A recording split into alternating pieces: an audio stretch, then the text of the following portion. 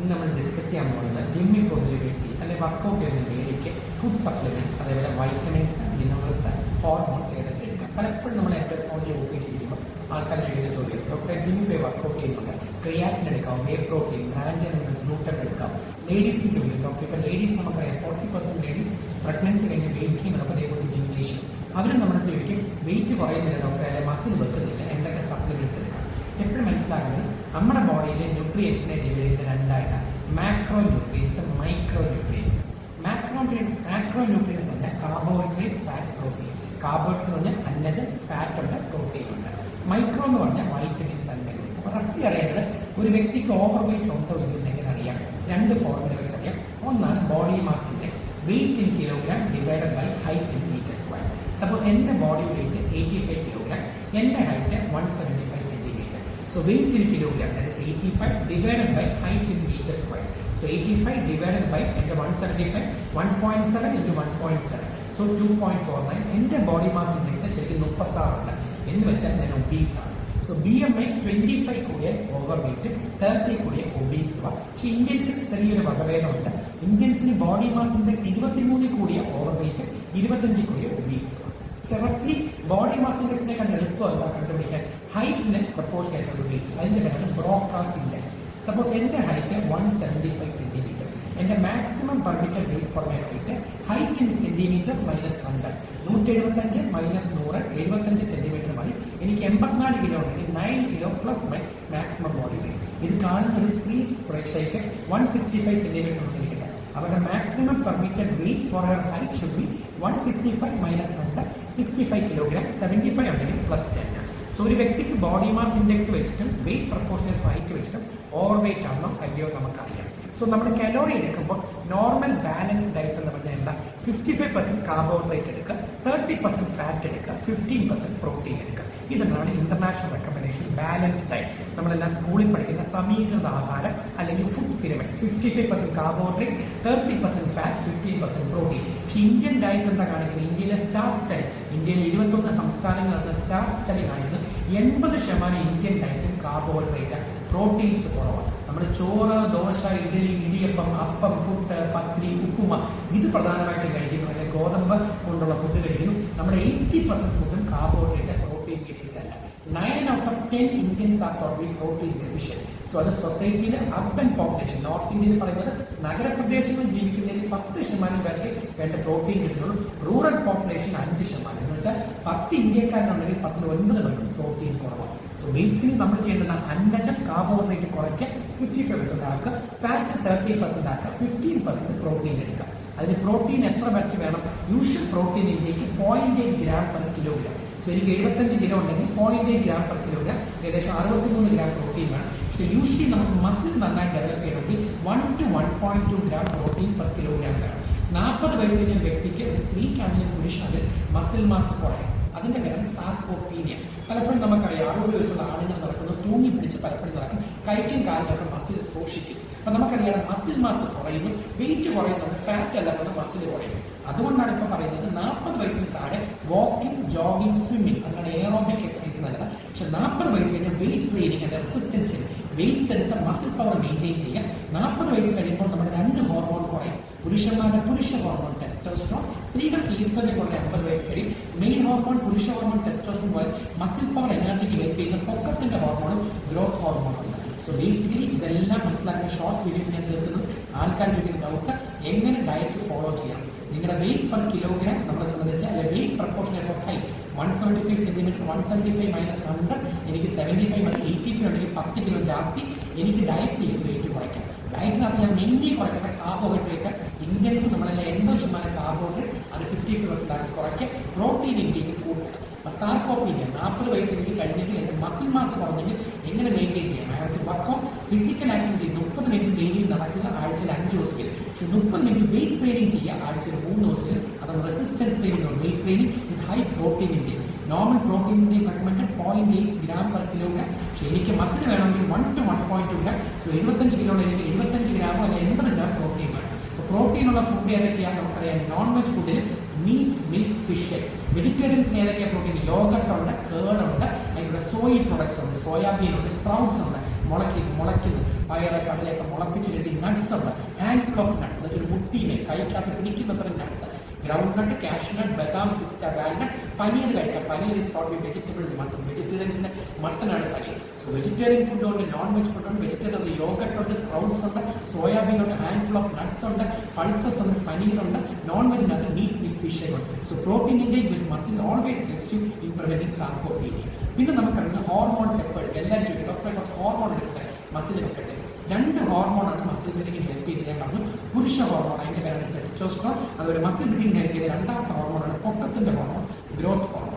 So ഏതൊരു വ്യക്തിക്ക് ഒരു ജിമ്മിൽ പോയി വർക്ക്ഔട്ട് ചെയ്ത് മസിൽ പവർ വെക്കുന്നില്ല, അല്ലെങ്കിൽ കൊച്ചിലെ അവന്റെ muscle power, sexual capacity, libido, അല്ലെങ്കിൽ പെനിസിന്റെ ലെങ്ത്, ഹെയർ ഗ്രോത്ത്, വോയിസ് എല്ലാം കുറവാണ്, പുരുഷ ഹോർമോൺ കുറവാണെന്ന് തോന്നിയാൽ അവന്റെ പുരുഷ ഹോർമോണായ ടോട്ടൽ ടെസ്റ്റോസ്റ്ററോൺ ചെക്ക് ചെയ്യും. ഏതെങ്കിലും നല്ല ലാബിൽ ചെന്ന് രാവിലെ 10 മണിക്ക് മുമ്പ് ടോട്ടൽ ടെസ്റ്റോസ്റ്ററോൺ ചെക്ക് ചെയ്യാൻ പറയാം. ടെസ്റ്റോസ്റ്ററോൺ അളവ് 3.5 താഴെയാണെങ്കിൽ നോ ടെസ്റ്റോസ്റ്ററോൺ. ഹൈപ്പോഗൊണാഡിസം 3.5 മേളിലാണെങ്കിൽ എടുക്കേണ്ട ആവശ്യമില്ല. 3.5 താഴെയാണെങ്കിൽ എപ്പോഴും എൻഡോക്രൈൻസിനെ കണ്ട് പിറ്റ്യൂട്ടറി ആകുമ്പോൾ ടെസ്റ്റിസിന്റെ ആണെന്ന് പറയുന്നത് FSH LH കൊളാക്ട് ചെയ്യാം. പക്ഷേ ടെസ്റ്റോസ്റ്ററോൺ റീപ്ലേസ്മെന്റ് ചെയ്യാം. ഹോർമോൺസ് 2 രീതിയിലാണ് എടുക്കുന്നത്. ഹോർമോൺ റീപ്ലേസ്മെന്റ് തെറാപ്പി, ബോഡി ഇല്ല റീപ്ലേസ് ചെയ്യും.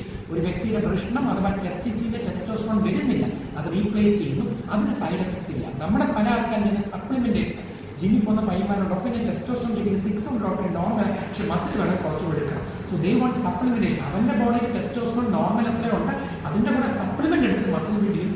അവിടെയാണ് പ്രോസ്റ്റേറ്റ് വലുതാവുന്നതും, കൂർക്കമ്പലി വരുന്നതും, പോളിസിസ്റ്റീമിയ, ബ്ലഡിലെ കൗണ്ട് കൂടുന്നതും, സ്ട്രോക്ക് വരുന്നതും, ലിവർ ഡിസീസ് വരുന്നതും. സോ എപ്പോഴും മനസ്സിലാക്കുന്നത് നമ്മുടെ ബേസിക് വേണ്ട carbohydrate, macronutrients 55% carbohydrate, 30% fat, 15% protein. അത് പ്രോട്ടീൻ ആനിമൽ പ്ലാന്റ് പ്രോട്ടീൻ കൂടുതലെടുക്കുക. 2 ഹോർമോൺ മസിൽ ബിൽഡിംഗ് ഉപയോഗിക്കും. 1 testosterone, 2 growth hormone. Total testosterone 3.5 താഴെയാണെങ്കിൽ എൻഡോക്രൈൻസിനെ കണ്ട് പ്രോസ്റ്റേറ്റ് നോർമൽ ആണെങ്കിൽ ടെസ്റ്റോസ്റ്ററോൺ ഇഞ്ചക്ഷൻ. 3 ആഴ്ച കൂടുമ്പോൾ എടുക്കുന്ന സസ്റ്റനോൺ ഉണ്ട്, 3 മാസം കൂടുമ്പോൾ എടുക്കുന്ന സെലിനോസ് ഡിപ്പോ, ലിപിഡോ ഡിപ്പോ ഇപ്പോൾ ഉണ്ട്. പക്ഷെ ടോട്ടൽ ടെസ്റ്റോസ്റ്ററോൺ നോർമലായിട്ട് മസിൽ ബിൽഡിങ്ങിന് വേണ്ടി സപ്ലിമെന്റ് ആയിട്ട് ടെസ്റ്റോസ്റ്ററോൺ ഡിക്കേ ചെയ്ത് അതാണ് പ്രോസ്റ്റേറ്റോമി, സ്ലീപ്പ് അപ്നിയ, കൂർക്കമ്പലി, അല്ലെ പോളിസിസ്റ്റീമിയ, അല്ലെ ലിവർ ഫംഗ്ഷൻ, അല്ലെ ഹാർട്ട് ഡിസ്റ്റർബൻസ്, അല്ലെ സ്പേം കൗണ്ട് കുറയ്ക്കുന്നത്. 2ാമത് ഗ്രോത്ത് ഹോർമോൺ എന്താണ് യൂസ്? ഏറ്റവും കൂടുതൽ നമുക്ക് സ്പോർട്സിൽ ദുരുപയോഗം ചെയ്യുന്ന ടെസ്റ്റോസ്റ്ററോൺ എന്ന ഗ്രോത്ത് ഹോർമോണാണ്. പൊക്കത്തിനുള്ള growth hormone is the best muscle building agent. പണ്ട് നമുക്കറിയാം ടെസ്റ്റോസ്റ്ററോൺ ഉപയോഗിച്ച സ്പോർട്സ് താരങ്ങൾ എങ്ങനെ കണ്ടുപിടിക്കുന്നത്? യൂറിനിലെ ആ ടെസ്റ്റിന് പേരാണ് ഡോപ്പിംഗ്. പക്ഷെ ഡോപ്പിംഗ് ടെസ്റ്റ് വഴി ടെസ്റ്റോസ്റ്ററോൺ കണ്ടുപിടിക്കാൻ ഗ്രോത്ത് ഹോർമോൺ കണ്ടുപിടിക്കാൻ പറ്റില്ല. Growth hormone is relatively safe compared to testosterone. പക്ഷേ growth hormone is more costly.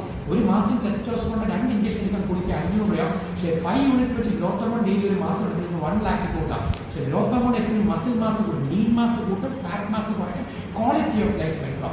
അതായത് 40 വയസ്സിന് വ്യക്തിക്ക് മസിൽ മാസ് കുറഞ്ഞാൽ check your testosterone less than 3.5. Go to an endocrinologist, discuss the pros and cons of taking testosterone. Growth hormone കുറവാണെങ്കിൽ check ചെയ്ത് test IGF-1. IGF-1 നമ്മൾ random ചെയ്തിട്ട് 84 താഴെ ആണെങ്കിൽ ഗ്രോത്ത് ഹോർമോൺ എടുക്കാം. 2 കുറവാണെങ്കിൽ റീപ്ലേസ് ചെയ്യാൻ നോർമൽ ആണെങ്കിൽ ഇരിക്കരുത്. 3 ലാസ്റ്റ് പോയിന്റ് പലരും ചോദിക്കും സേഫ് ആയിട്ട് ജിമ്മിൽ പോകുമ്പോൾ എടുക്കാവുന്ന supplements. US FDA, US food and drug administration advice പ്രകാരം 4 ഫുഡ് സപ്ലിമെന്റ് സേഫ് ആയിട്ട് ഡയബറ്റിക് പേഷ്യൻസിനോ നോൺ ഡയബറ്റിക്കോ ജിമ്മിൽ പോകുമ്പോൾ എടുക്കാം. ആണെങ്കിൽ പെണ്ണിന് creatinine, whey protein, branch amino acid, glutamine. ഇത് 4 സേഫ്റ്റി ആക്കും. Creatine, whey protein, branch amino acid, glutamine. ബാക്കി മൈക്രോ ന്യൂട്രിയൻസ് ഞാൻ പറഞ്ഞു. Macro nutrients carbohydrate, fat, protein. Micro nutrients ആണ് vitamins and minerals. And main vitamins vitamin A, C, E, chromium, zinc, സെലീനിയമാണ് വൈറ്റമിൻസിനുള്ള minerals. So vitamin A, C, E നമുക്ക് meat, മീൻ, fish കിട്ടും, ഫ്രൂട്ട്സിൽ നിന്ന് കിട്ടും. ക്രോമിയം, സിങ്ക്, സെലീനിയം നമുക്ക് നട്ട്സിൽ നിന്നും ഫ്രൂട്ട്സിൽ നിന്ന് കിട്ടും. Vitamin D important muscle vitamin for muscle building, calcium absorption, pancreas enzyme, memory എല്ലാത്തിനും വൈറ്റമിൻ ഡി വേണം. വൈറ്റമിൻ ഡി യൂഷ്വലി 90% സൺലൈറ്റിൽ നിന്ന് കിട്ടുന്നത്. ഇപ്പോഴത്തെ US ഡയറ്റ് റെക്കമെൻഡേഷൻ പറയുന്നത് സൺലൈറ്റിൽ നിന്ന് വൈറ്റമിൻ ഡി കിട്ടേണ്ട ആവശ്യമില്ല. പണ്ട് നമ്മൾ പറയുന്നത് എല്ലാ ദിവസവും ഉച്ചയ്ക്ക് 11-നും 3-നും ഇടയ്ക്ക് 18 മിനിറ്റ് വെയിൽ കൊടുക്കുക. Now US food and drug അല്ലെങ്കിൽ US ഡയറ്റ് റെക്കമെൻഡേഷൻ അത് ടോട്ടലി നിർത്തുന്നുണ്ട്. Even 1 minute of Sunday sports ഉച്ചവെയിൽ കൊണ്ടാൽ നമുക്ക് skin cancer is rising by 100 times. So squamous cell carcinoma, basal cell carcinoma, malignant and so വെയിലത്ത് കിടക്കുന്നവർക്ക് skin ക്യാൻസറിന്റെ chance 100 times പോകില്ല. So vitamin D നമ്മളെല്ലാം supplements വരെ എടുക്കാം. വൈറ്റമിൻ ഡിയുടെ ടാബ്ലറ്റ് 60,000 ടാബ്ലറ്റോ നാനോ സൊല്യൂഷനോ ഉണ്ടെങ്കിൽ ആഴ്ചയിലൊന്നും ഒരു 8 ആഴ്ച എടുക്കാം, പിന്നെ 2 ആഴ്ച കൊണ്ട് മെയിൻറ്റെയിൻ ചെയ്യുക. So macronutrients and finishing, carbohydrate, fat, protein, carbs കുറയ്ക്കുക, പ്രോട്ടീൻ കൂട്ടുക. Fat is not the villain, actually sugar and ഫാറ്റിനെക്കാട്ടിലും ഏറ്റവും വലിയ വില്ലൻ ഷുഗറും സ്വീറ്റ് തിങ്സും കാർബ്സും ആണ്. Fat is not the villain, protein is not the villain. Provide your kidney is normally your GFR is about 60 ml/min. രണ്ട് മൈക്രോന്യൂട്രിയൻസിൽ നമുക്കറിയാം vitamins, minerals, chromium, zinc, selenium, minerals, vitamins A, C, vitamin D, സൺലൈറ്റിൽ നിന്നുള്ള പ്രിൻസിപ്പളായി വേണ്ട, ഒരു minute പോലും sun എക്സ്പോഷറിൽ നിന്ന് കിട്ടേണ്ട വൈറ്റമിൻ ഡി ടാബ്ലറ്റ്സ് 20 അല്ലെങ്കിൽ നാനോ സൊല്യൂഷൻ 100 കിട്ടും. ആഴ്ചയിലുള്ള 8 ആഴ്ച അല്ലെങ്കിൽ 2 ആഴ്ച കൊണ്ട് മെയിൻ്റനൻസ് കിട്ടും. പിന്നെ magnesium has a big role. പണ്ട് മാഗ്നീഷ്യം എന്താ, കാൽസ്യത്തിന്റെ അബ്സോർപ്ഷൻ ഹെൽപ്പ് ചെയ്യും, PTH ചെയ്യും. ഇപ്പൊ മാഗ്നീഷ്യത്തിൽ തന്നെ മസിൽ പവർ, എനർജി, ആൻസൈറ്റി കുറയ്ക്കാൻ, മെമ്മറിക്ക് എല്ലാം റോളുണ്ട്. 20% നോർമൽ ആൾക്കാർക്ക് 20 വയസ്സിന് ശേഷം മാഗ്നീഷ്യം കുറവാണ്. 40% ഡയബറ്റിക് പേഷ്യന്റ് മാഗ്നീഷ്യം കുറവാണ്. സോ മാഗ്നീഷ്യം നമ്മുടെ ബ്ലഡിൽ ഇപ്പോൾ റൊട്ടീനിൽ നമ്മൾ ചെക്ക് ചെയ്തു. 1.5 മില്ലിഗ്രാമിൽ താഴെയാണെങ്കിൽ magnesium supplements, ultra magnesium, bio magnesium tablets നമ്മളെ സംബന്ധിച്ചെടുക്കാം. ഫുഡിൽ ഏറ്റവും കൂടുതൽ മാഗ്നീഷ്യം കിട്ടുന്നത് നട്ട്സിൽ നിന്നാണ്. അതുപോലെ handful of nuts, groundnut, cashew nut, ബദാം, പിസ്ത, വാൽനട്ട്, ഇതിനകത്ത് മാഗ്നീഷ്യം ഉണ്ട്. എപ്പോഴും മനസ്സിലായാലും ഒരു മുട്ട കഴിച്ചാൽ ഫുള്ളായിട്ട് കഴിക്കാം. മുട്ടയുടെ ഉണ്ണി കഴിക്കാൻ കളയാനൊരു സിസ്റ്റം ഇല്ല. മുട്ടയുടെ ഉണ്ണി കഴിക്കുന്നത് കൊളസ്ട്രോളിനൊന്നും യാതൊരു ബന്ധമില്ല. ഇപ്പോഴത്തെ പഠനങ്ങൾ കാണിക്കുന്ന 2 ഫുൾ എഗ് വരെ ഡെയിലി കഴിക്കാം. 5% കൊളസ്ട്രോളെ ഫുഡിൽ നിന്ന് ബ്ലഡിൽ കയറുന്നുള്ളൂ. ബാക്കി 85 to 90% കൊളസ്ട്രോൾ നമ്മുടെ ലിവർ സ്വയം ഉണ്ടാക്കുന്ന. സോ ഈ മിസ്കൺസെപ്ഷൻ ഡെയിലി നിന്ന് മാറ്റുക.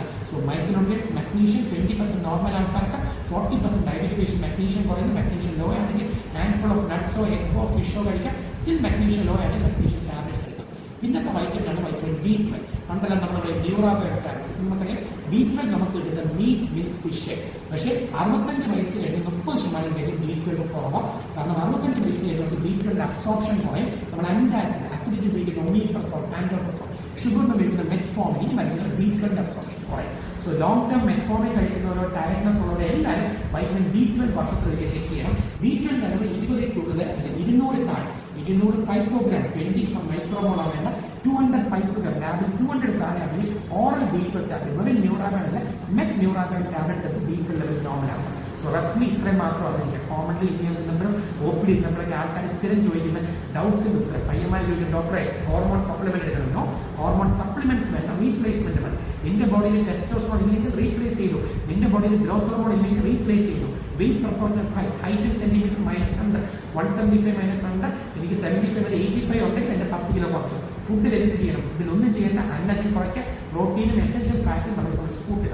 എന്ത് എക്സസൈസ് ചെയ്യണം? 30 മിനിറ്റ്സ് ഡെയിലി നടക്കുക, 5 days per week. പക്ഷേ 40 വയസ്സ് കഴിഞ്ഞാൽ മസിൽ മാസ് കുറയാം. So 30 minutes of exercise training or weight training at least 3 days per week നമ്മൾ ചെയ്യുക. അങ്ങനെ ഹെൽത്തി ആയിട്ട് മെയിൻറ്റെയിൻ ചെയ്യും. Micronutrients, vitamin D, sun exposure യാതൊരു ബന്ധമില്ല. Take vitamin D orally, vitamin A, C, E, chromium, zinc, selenium, vitamin D, B12, magnesium എല്ലാം എടുക്കുക.